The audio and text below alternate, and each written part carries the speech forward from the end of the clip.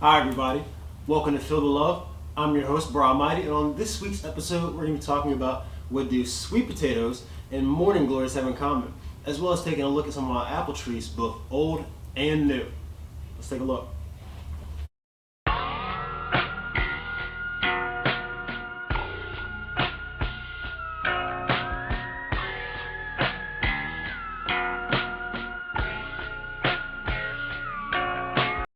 Sweet potatoes and morning glories are both members of the Convolvulaceae family. Morning glories vary drastically in appearance, as you can see from the variety of seeds that I have laid out here. So you might be wondering, why do I have all these water bottles lined up here? Well, inside of each one of these water bottles are morning glory seeds that I've been soaking for the past 24 hours. Here I have a seed starter tray with 72 different cells filled with miracle grow potting soil. It's okay to initially fertilize your morning glories, but as you transplant them to their permanent locations, you want to be cautious of this, because if you don't, you'll end up with plants with plenty of running vines and lots of leaves, but not so many flowers. And for my cross-pollination experiment, flowers are critical.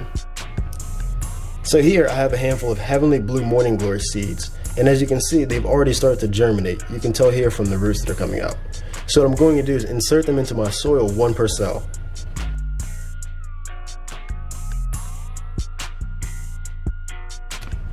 And also, while technically not morning glories, I'll be planting their cousin, the giant moonflower.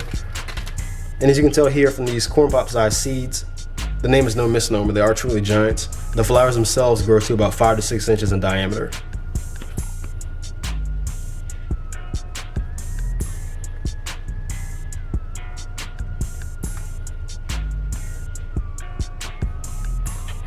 So now that I have all my morning glories planted, I'm going to go ahead and water them.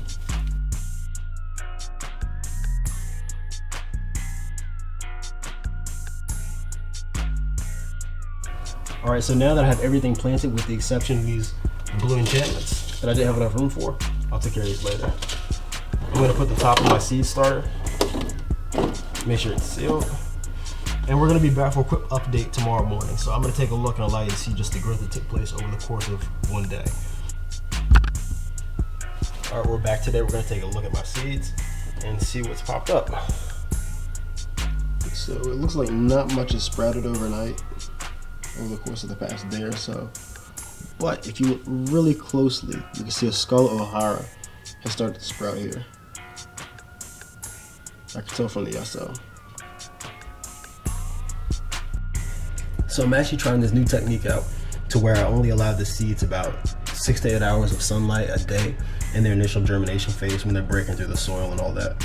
And I'm not too certain about how much of an effect that'll have, but I just wanted to try it out this year. I'm pretty certain we're gonna get a pretty good yield. I do have these apple seeds that I've started over the past few weeks, and as you can see, a lot of them have already started to germinate, specifically these golden delicious ones, also some red delicious, another bag of opal, some sugar bee. Really looking forward to seeing how these turn out. So let's take a look. So what I've done with these seeds is I've left them in my crisper on this wet paper towel inside this Ziploc bag for the past few weeks to simulate the wintering process. So let's think about the life cycle of an apple for a second. So an apple is harvested in autumn, they fall off the trees, whatever in nature. And not much happens over the winter. But when the conditions are right, when the temperature begins to warm and there's more water, more sunlight, more availability for those resources, they'll begin to sprout. And so by putting them in the crisper for a few weeks before I planted them, I'm able to trick them out the dormancy to simulate that wintering process. Here's the results. So the apple seeds that I just showed were originally part of the first video series that I was going to upload, which would just detail me preparing the seeds for germination as I extracted them from the apples and illustrate that process. But I won't go into detail later. You can see some clips from that video actually here.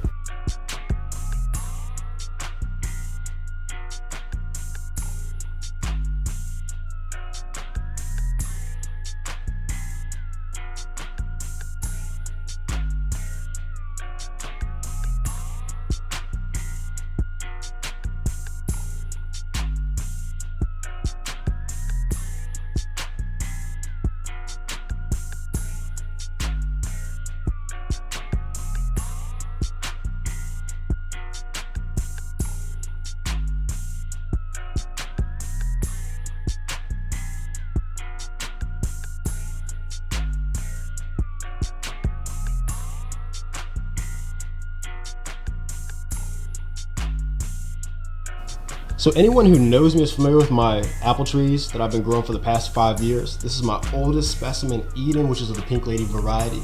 Had this one for 3 years. So as we see here, lots of healthy branches. They're a little green, being that they are still pretty young. Last year was the first time I actually pruned one of my trees, which you can see here where I lopped it off.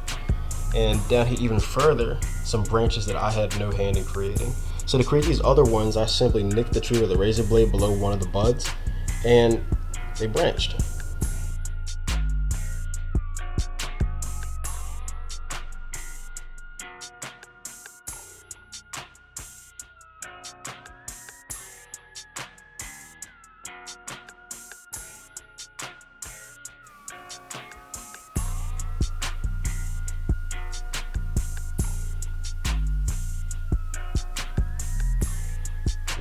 Hi guys, so midday check-in. The morning glories have been in front of my window for the past 6 hours. And as you can see, they've been growing pretty vigorously towards the sunlight.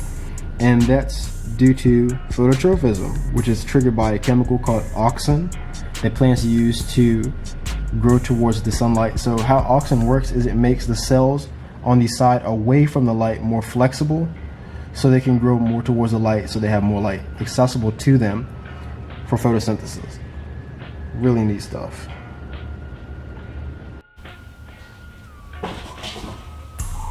Thank you everyone for joining me here on Phyll the Love.